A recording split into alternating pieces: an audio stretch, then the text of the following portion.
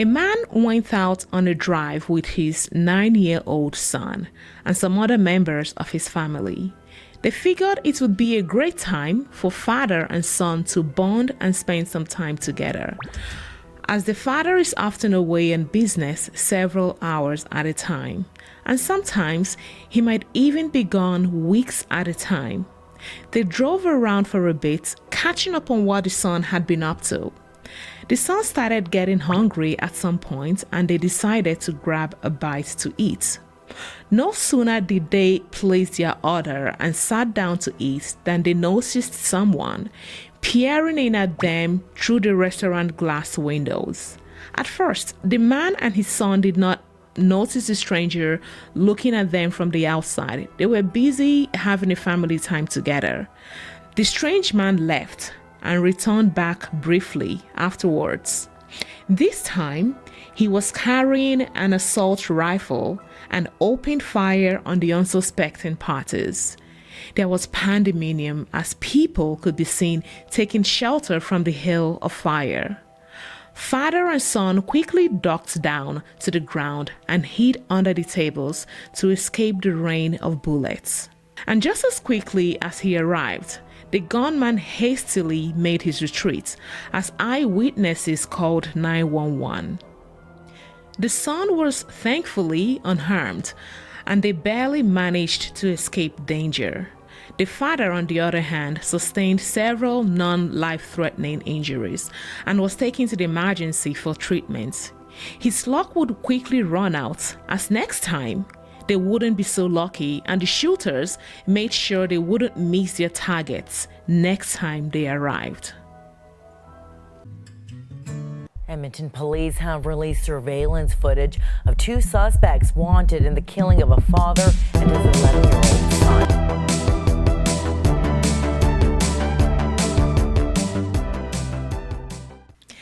This is the story of Harpreet Singh Uppal, a 41-year-old resident of Edmonton, Alberta in Canada.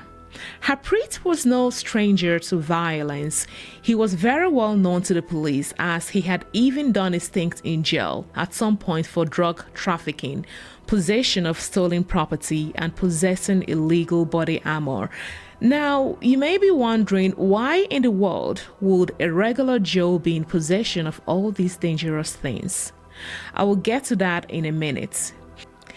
Harpreet was reported to be a high-level member of a gang called the Brothers Keepers in British Columbia, Canada. Even though police claims that he was a high-level member of this gang, in fact, he was much more than that. He was the leader of this street gang. The Brothers Keepers is said to be affiliated with the popular Hells Angels gang, who were the main puppet masters of smaller organized crime gangs such as the Brothers Keepers. It was while Harpreet was at the helm of affairs of the Brothers Keepers that cracks started appearing in their relationship with other rival gangs. You see, it is not uncommon for rival gangs to be involved in conflict over control of territories where they have control and power. You would usually find them situated at places such as bus stops, exchanging illegal goods and services with their clients. They traffic illicit substances, firearms, and stolen goods. Each gang guards their territory so jealously that it would be seen as an affront or an insult for another gang to operate in the same area. Gangs have declared war on each other in the past over ownership of territories. They have people working in shifts, sometimes 8 or 10-hour shifts at a time. It is not unusual for the muzzles of the street gangs to make between $5,000 and $10,000 per day per shift. This is a lot of money, and of course, it is somewhat easy to see why people are susceptible to being roped into these schemes. Speaking of people being drafted into unhealthy environments such as this, it is more prevalent in places like British Columbia, where illicit substances have been legalized to some extent. With legalization, inevitably comes issues of its own.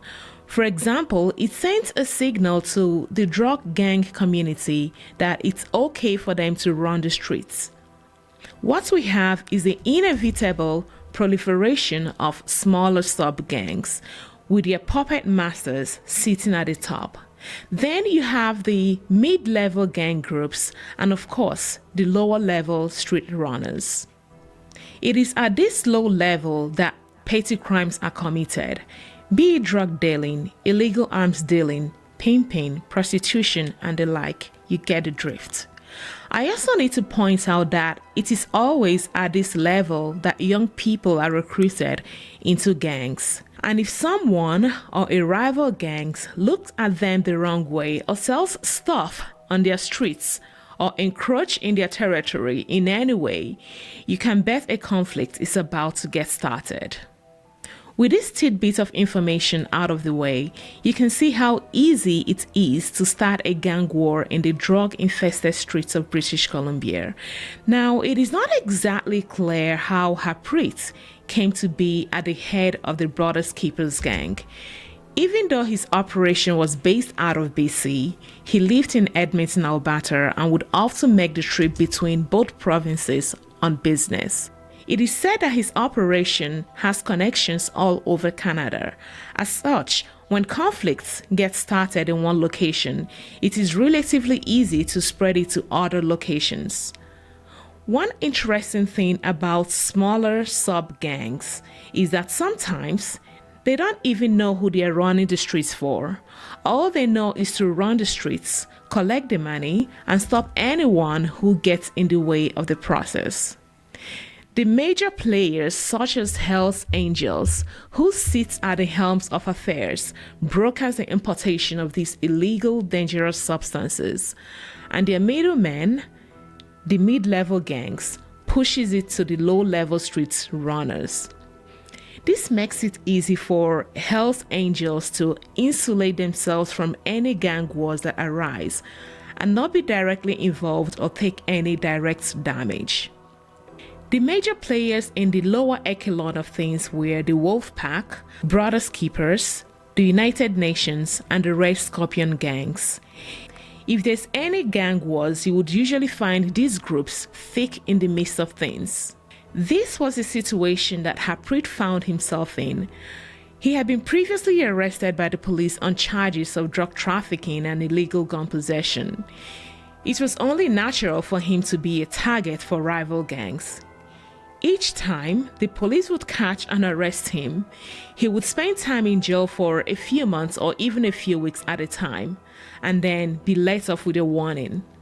The first gang war he was shot at was back in October 2021, when the Brothers Keepers were fighting the UN gang, another Edmonton street gang with connections all over the country. On this occasion, he went out to eat with his family, just like they have done many times before. His 9-year-old son Gavin was with him, as well as another family member. When they sat down to eat at this restaurant, a lone gunman rushed to the restaurant windows and started shooting at Harpreet. He was injured in the process, but his injuries were not life-threatening, and he lived to fight another day. The gunshots earned him a stay at a hospital for several days as he narrowly escaped being killed with his family. But he went right back to his crime-dealing ways with no consequences whatsoever for his safety or that of his family. The police even said they had given several opportunities to Harpreet to repent and turn a new leaf. So apparently, gently trying to talk some sense into him did not work. One of the perpetrators of the first shooting incident was later identified as a rival gang member from the UN gang called Hash Jindo. Jindo was a 26-year-old man who was identified as the getaway driver in the shooting incident. Edmonton police at the time issued a total of 17 warrants for Jindo's arrest, including attempted murder, aggravated assault, and discharging a prohibited or restricted firearm with intent to endanger life. He also had a slew of other charges against him, such as intentionally discharging a firearm into a place, knowing or being reckless as to whether that place is occupied. Jindal was arrested by the police, but all charges against him was inevitably dropped by the police when it became obvious that the charges were not going to stick. In other words, Jindal walked away a free man. The police were not able to make any charges against him stick, despite being identified as the getaway driver in the shooting. With this brush with death firmly behind him, Harpreet would once again continue his illicit arms and drug dealing ways. He had a brush with the police sometime in 2023, and he was arrested on charges of possessing cocaine for the purpose of trafficking, possessing stolen property, and possessing illegal body armor. He was scheduled to appear in court on May 2024 and was released on bail in the meantime. After his release, the Brothers Keepers was once again embroiled in a gang war with UN gang over ownership of territory and whatever else they might be fighting over. It got so bad that the leader of the UN gang, who was identified as Pamveer Chahil, was shot to death in Toronto on November 7, 2023. It was believed that the Brothers Keepers were somehow involved in the killing. With tensions rising between the two groups, it's only natural that the UN gang would want to get some sort of revenge. They were out for blood and they would do anything to get their pound of flesh. The very next day, on Thursday, November 8, 2023, Harpreet arrived home after being released on parole by the police. He went on a drive with his 11-year-old son Gavin and his friend, another young boy, I think around 11 years old too. This was the same son he was with the first time he got shot in 2021. They were riding in a white SUV and stopped briefly at a gas station in Harvest Point in southeast Edmonton. The two boys went inside an A&W restaurant right beside the gas station. No sooner did they go inside this restaurant than a black 2012 BMW X6 SUV pulled into the gas station.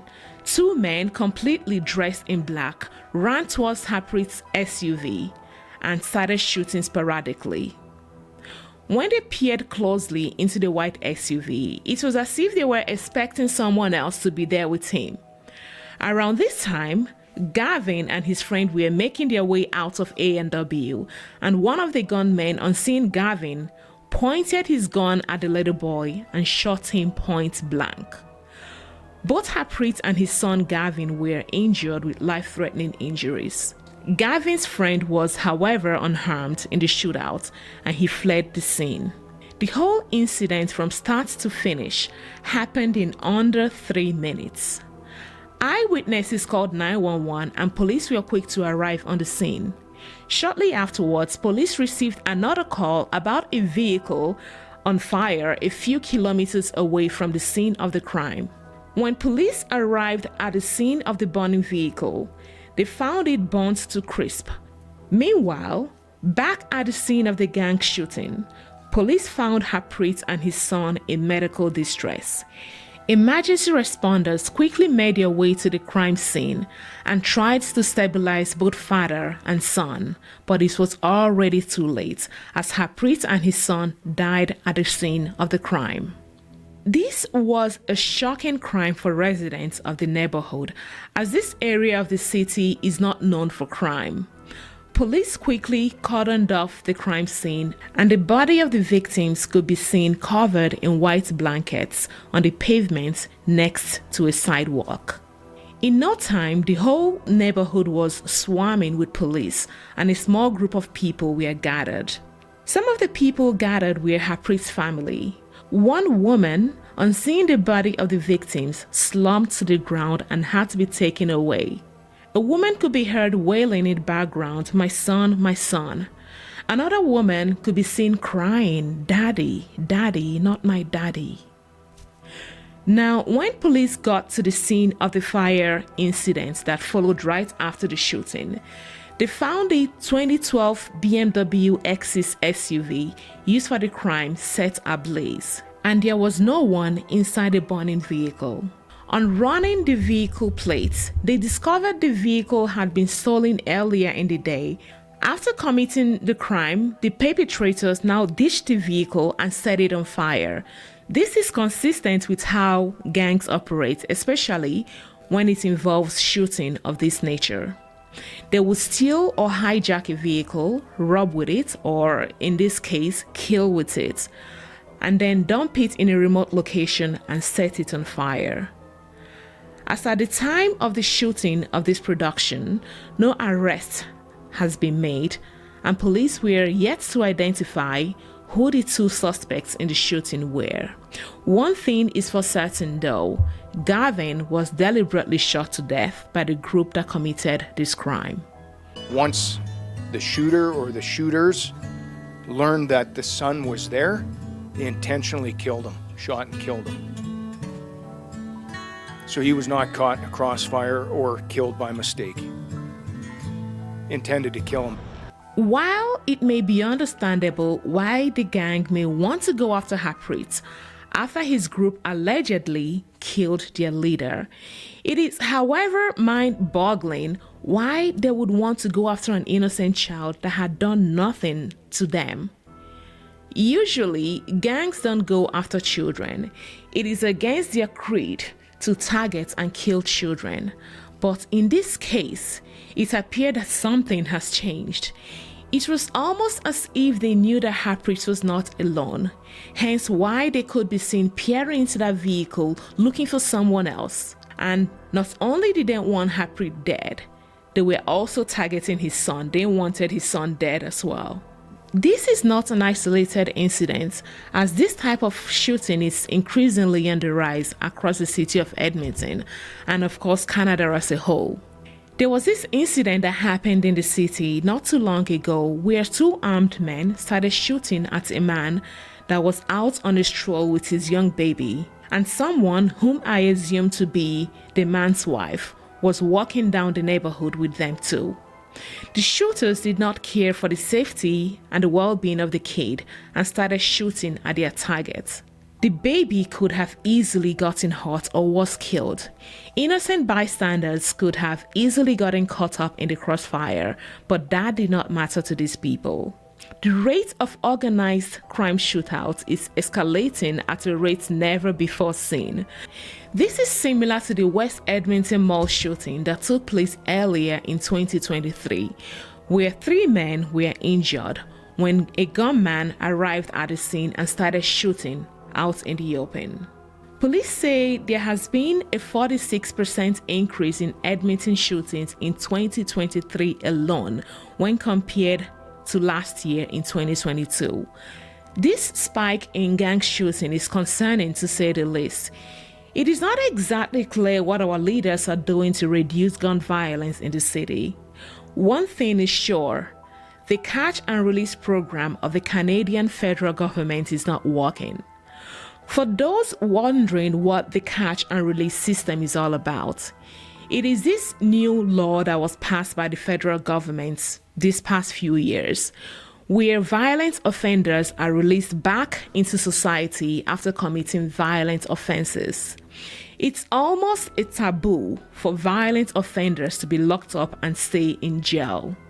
A case in point of the catch and release program was when a Toronto man, Umar Zamir, struck and killed a Toronto constable, Jeffrey Northrop, in July of 2021. He was arrested, obviously, but released on bail a few weeks later. The courts were hoping he wouldn't commit another crime and be an upstanding citizen moving forward. How ironic. There was no shred of evidence that he wouldn't reoffend. In fact, the police warned that he's a safety risk to Canadians, but the courts disagreed and he walked away a free man. Another case in point was the arrest and conviction of Mohamed Majidpour in Vancouver. This guy had been previously convicted 30 times prior for different violent offenses, such as assault with a deadly weapon and uttering threats. Yet, each time, he would get released back into the population where he would commit more violent offenses. In each instance, the guy would get released before the arresting officer finishes typing up his report. Then he would get rearrested and the cycle continues. You get where I'm going with this. Another career criminal, Miles Sanderson, was released halfway into his 4-year prison sentence for assaulting a police officer, robbery, threats, and assault with a deadly weapon. Even though he was assessed and deemed high risk with a high likelihood of reoffending soon afterwards, he was still let loose on the streets of Canada. Upon his release, Miles went on a stabbing rampage and stabbed 11 people to death in the James Cree Nation in Saskatchewan in September 2022. So it is not difficult to see a correlation between the Canadian government's catch and release program and increase in violent offenses, such as what we witnessed in the Edmonton targeted shooting incident. Hey, Canadian government, if you are listening, maybe your policies on keeping criminals off the streets are no longer working. Maybe it's time you figure out a better way to protect innocent citizens. One would think that any responsible government would look for ways to keep violent gangs and criminals off the streets instead of strategically letting them back into the population to cause more harm. Even the police are getting increasingly frustrated, but what can they do? Their hands are tied. They do not make the laws. On Wednesday, November 15, 2023, Edmonton Police Services released autopsy results which confirmed that the cause of death for the Edmonton father and son was gunshot wounds and the manner of death was homicide. As of right now, the case is officially marked a homicide. At the scene of the crime, there are dozens of stuffed animals, flowers, and emotional tributes pouring in for the 11-year-old boy and his father who were killed in this Edmonton shooting incident. I will continue to keep an eye on this case as it develops. Hopefully, arrests will be made soon and justice will be served for Harpreet and Gavin. Do you really think this is going to happen with the current administration's catch and release program? I doubt it. That's all I have for you in this episode. Until next time, continue to stay safe out there.